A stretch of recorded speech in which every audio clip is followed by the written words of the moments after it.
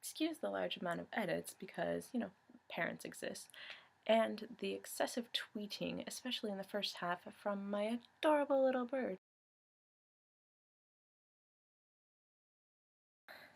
So this video has taken a while to do, mostly because I haven't been able to actually sit down and be able to really talk about it, I guess. I still don't know if I can, so hopefully we get through this without a problem. But coming home has been as I expected it to be, though not quite as bad as I expected it to be, but it has been very difficult, and getting back into the same routine I've had for years has not settled as well as I expected it to, I guess.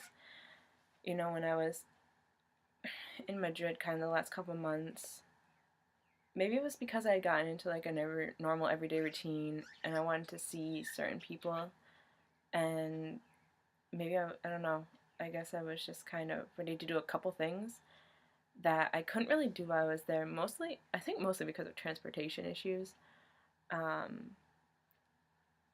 just the fact that it was like a different atmosphere. I couldn't handle certain things. Like I had one class that was really stressful, and I couldn't handle that in the same way I was used to, and that I think was more difficult than I was expecting.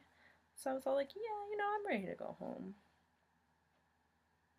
That feeling right now, like vice versa, is nothing. Like, it's nothing compared to what I feel right now.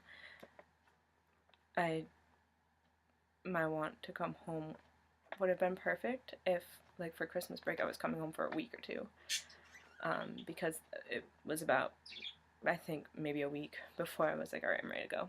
I don't want to be here.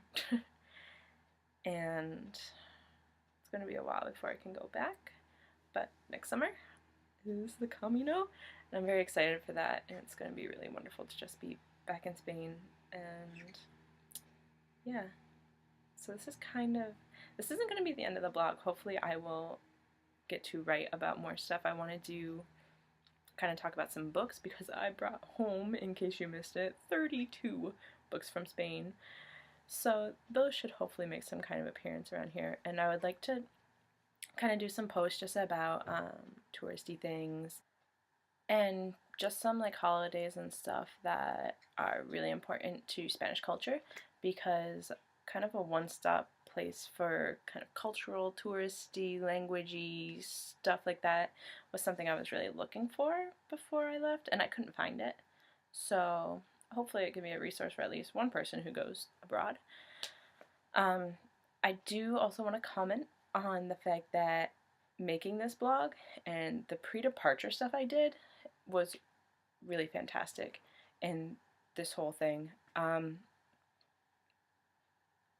I didn't really know what to expect when I was going, and looking back at those videos the other day was just really cute. I thought, because the way I think of Madrid now, which it's kind of like home to me, it's just so cute to look back and be like, yeah, you knew nothing. And that was nice. Because really I can't remember now, what it felt to not know Madrid, and all the things I was wondering, and the things that were the same as I expected, and things that were so completely different, even though I had done so much research, which is kind of crazy, because if you know how much research I did, you would be shocked. And also just having no videos from, especially the spring semester. I mean, I did bring a journal, but I didn't write in it as much as I planned to, because I did write a lot of text posts, just based on my different trips and stuff. But I don't know, I feel like it really is good that this blog existed, because if not, I wouldn't remember a lot of stuff with that emotion. And I know that I still have a lot of spring posts to post, but I do have them done. It was just the internet sucked. So hopefully those will be up soon. I kind of forgot about them. And I guess that was also kind of a good thing because it showed how every day my life over there became. Because at first it was all excitement and I have to post about every little thing because every little thing is new and brilliant. And then all of a sudden it became like, oh, I'm going to that same place again.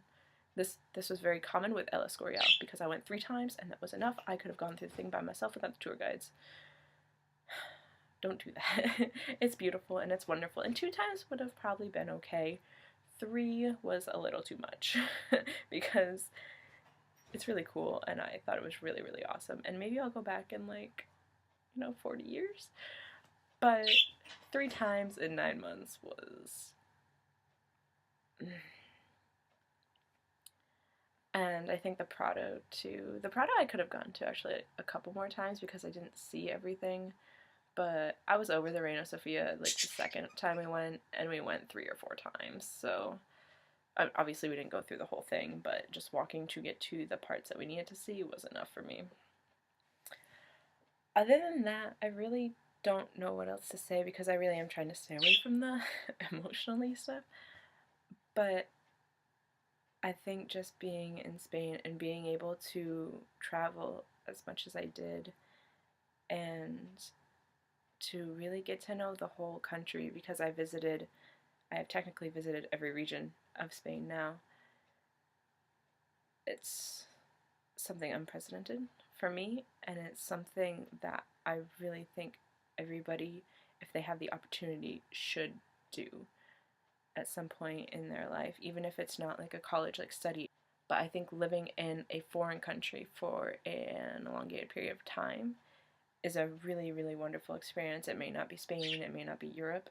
I know a friend of mine is in the Peace Corps, and his experiences have just sounded amazing and very similar in many ways, as in the whole, getting used to the new place and the whole situation. And that's not a skill, but something that will never leave you and that will completely change the way you see yourself, the world around you, and a lot of ideas that you had before you went won't necessarily be the same.